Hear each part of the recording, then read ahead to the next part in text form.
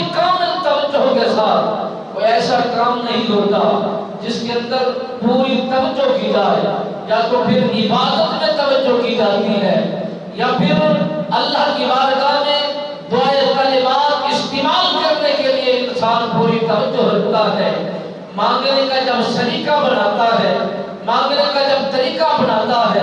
میرے نبی رحمت سرکار نے فرمایا بندے کے مانگنے میں دیر ہے اور اس کے عطا کرنے میں کوئی تاخیر نہیں ہے، بندے کے لینے میں دیر ہے، اس کی عطا میں کوئی دیر نہیں ہے، بندے کے سلیقہ کار اختیار کرنے میں تاخیر ہے، اس کا یہ طریقہ عطا میں کوئی تاخیر نہیں ہے۔ جب بندہ مومن اللہ کی بارگاہ میں گڑ گڑاتا ہے، عرض و گزار کرتا ہے، مولا میں نے یہ بھی گناہ کیے، میں نے یہ بھی گناہ کیے، میں نے یہ بھی تیری فرمانی کی نافرمانی کی ہے، میں نے یہاں پر بھی تیری حد کو عبور کیا ہے، جب اس کی نام اعمال کی کیفیت بیدار ہوتی ہے، وہ انسان پوری توجہ کے ساتھ اپنے گناہوں میں شرمندہ ہو کر اللہ کی بارگاہ میں عاجزانہ انکساری تواضع کے ساتھ اپنی معافی طلب کر رہا ہوتا ہے۔ وہ یہ سمجھ رہا ہے کہ میرے کلمات، میرے جملے، میری گفتگو میرا خدا سن رہا ہے، میری جملوں کی میری سماعت کر رہا ہے۔ مالک بے نیاز کے محبوب مکرم محمد مصطفیٰ احمد مجتبیٰ صلی اللہ علیہ وبارک وسلم سرکار نے فرمایا کہ جب بندہ مومن کامل یقین کے ساتھ، خشوع اور خضوع کے ساتھ، پوری توجہ کے ساتھ اللہ کی طرف متوجہ ہوتا ہے تو مالک بے نیاز اس کی توجہ کو بڑے قریب سے دیکھ کر بڑی قربت سے اسے منظور فرماتا ہے۔ میرے نبی سرکار نے فرمایا بندہ مومن اللہ کی بارگاہ میں دعا مانگنے کا ارادہ کرتا ہے اور مالک بے نیاز پہلے ہی اس کی دعا کو قبول کرنا شروع فرما دیتا ہے، اس لیے کہ یہ بندہ ہاتھ اٹھاتا ہے، میری بارگاہ میں التجا کرتا ہے، توبہ طلب کرتا ہے، معافی طلب کرتا ہے۔ اس کے علاوہ بڑے بڑے شہنشاہوں کے دروازے محدود وقت کے لیے کھلے رہتے ہیں اور محدود گھڑیاں کھلے رہتے ہیں، اور مالک بے نیاز نے فرمایا انہی اور میرے میں یہی تو فرق ہے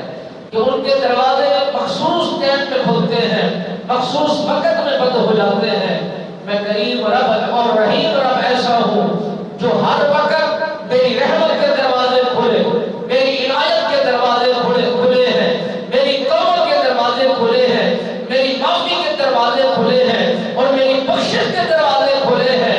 ان ساری جگہوں پر آنا انسان کا کام ہے، معاف کر دینا میں رب رحمان کا کام ہے۔ نبی رحمت فخر موجودات صلی اللہ علیہ وبارک وسلم سرکار نے فرمایا کہ ایک کام انسان کا ہے اور ایک کام میرا ہے۔ انسان کا کام اپنا، میرا کام میرا۔ رب بے نیاز نے فرمایا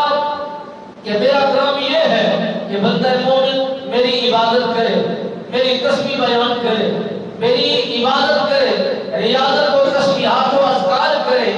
میری تعریف کرے، میری حمد و ثنا کرے، یہ میرا کام ہے اور اس میں میرا ہی کردار ہے۔ مالک بے نیاز نے فرمایا اگر بندہ عبادت کرے تو اللہ کی کرے، اگر اسی کو یکتا مانے تو صرف اسی کو مانے، اس کے ساتھ کسی کو شریک نہ ٹھہرائے۔ مالک بے نیاز نے فرمایا یہ میرا کام ہے اور میں نے دیا ہے انسان کو، اگر انسان نے اس میرے کام کو اپنا لیا اور کر دیا، یعنی عبادت بھی کی،